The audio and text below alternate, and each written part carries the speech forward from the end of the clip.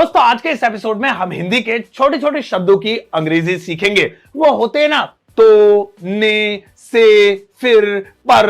अब दिखने में तो ये बेहद छोटे छोटे से होते हैं, लेकिन जब हम इंग्लिश के सेंटेंसेस बनाने बैठते हैं तो ऐसे में ये छोटे छोटे हिंदी के शब्द बहुत परेशान करते हैं। बट डोंट वरी, आज के इस एपिसोड में मैं आपको न सिर्फ इन सभी हिंदी के छोटे छोटे शब्दों की अंग्रेजी बताऊंगा, साथ ही साथ यूज इन सेंटेंस यानी कि वाक्य में प्रयोग कर भी दिखाऊंगा। तो फिर देर किस बात की है। मेरा नाम है सरताज एंड वेलकम टू सीखो ऑफिशियल शो स्पोकन इंग्लिश। तो चलिए दोस्तों शुरुआत करते हैं आज के इस एपिसोड की और जरा सीखते हैं हिंदी के उन छोटे छोटे शब्दों की अंग्रेजी। सबसे पहला है तो। इस तो को हम अंग्रेजी में देन बोल सकते हैं। जैसे तो मैं तुम्हें पैसे दूंगा, then I will give you money. तो वो बहुत खुश होंगे, then he will be very happy. अब इन दोनों एग्जांपल्स में मैंने बड़े सेंटेंस का एक छोटा सा हिस्सा ही दिखाया है, लेकिन जब आप इस देन का इस्तेमाल अपनी डेली लाइफ में करेंगे तो दो वाक्यों के बीच में इस देन को यूज कर पाएंगे और बड़े बड़े सेंटेंसेस बना पाएंगे। अगला है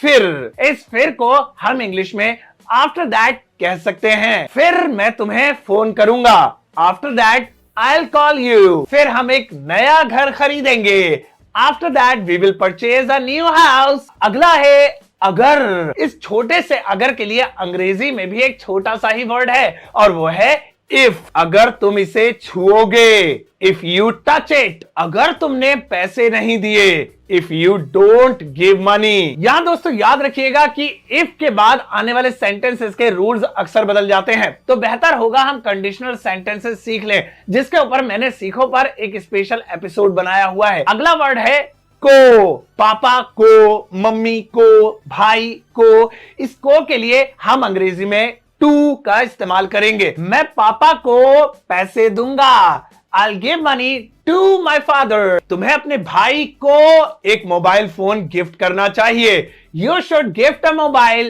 to your brother। अगला शब्द है से, और ये से भी बहुत छोटा सा है। इस से को अंग्रेजी में फ्रॉम कहा जाएगा और याद रखिएगा कि ये फ्रॉम उसी जगह लगाया जाएगा जहां पर कोई एक वस्तु या कोई एक चीज किसी दूसरी चीज से अलग हो रही है। जैसे उसने ड्रॉर में से एक बंदूक निकाली, He took out a gun from the drawer। Sonu पेड़ से नीचे गिर गया, Sonu fell down from the tree। दोस्तों अगला शब्द है ने। जैसे पापा ने मुझे बुलाया, मम्मी ने खाना पकाया, भाई ने पैसे दिए। अब इसकी अंग्रेजी क्या होगी? कमाल की बात सुनिए, इस ने की कोई अंग्रेजी नहीं होती है। हिंदी में जब जब ये ने आएगा आप इंग्लिश में उसके लिए कोई वर्ड यूज नहीं करेंगे। जैसे पापा ने पैसे दिए, आप बस इतना कहिए फादर गैव मनी। मम्मी ने खाना पकाया, मदर कुक्ड फूड। अगला शब्द है यहीं। इसे हम इंग्लिश में कहेंगे राइट हियर। मैं यहीं बैठूंगा, I'll sit right here। उसने मुझे यहीं बुलाया था, He called me right here। अब बिल्कुल इसी तरह से हम वहीं को अंग्रेजी में right there बोल सकते हैं। मैं वहीं जाऊंगा, I will go right there। दोस्तों हिंदी में इस्तेमाल होने वाला एक और छोटा सा शब्द है उल्टा। इस उल्टा को अंग्रेजी में rather बोल सकते हैं। उल्टा मैं तुम्हें पैसे दूंगा, rather I would give you money। उल्टा उन्होंने मुझे डांटा, rather he scolded me। चलिए दोस्तों अब एक हिंदी का सेंटेंस मैं आपको देता हूं जिसकी इंग्लिश ट्रांसलेशन आपको मुझे बनाकर दिखानी है, और वो सेंटेंस है तभी तो मैं आपके एपिसोड्स देखता हूं। इस सेंटेंस की इंग्लिश ट्रांसलेशन आपको इस एपिसोड के फीडबैक सेक्शन में लिखनी है और वहां पर आप अपनी पर्सनल राय यानी कि फीडबैक भी लिख सकते हैं। मुझे आपके जवाब का और आपके फीडबैक का इंतजार रहेगा। अपना ध्यान रखिएगा।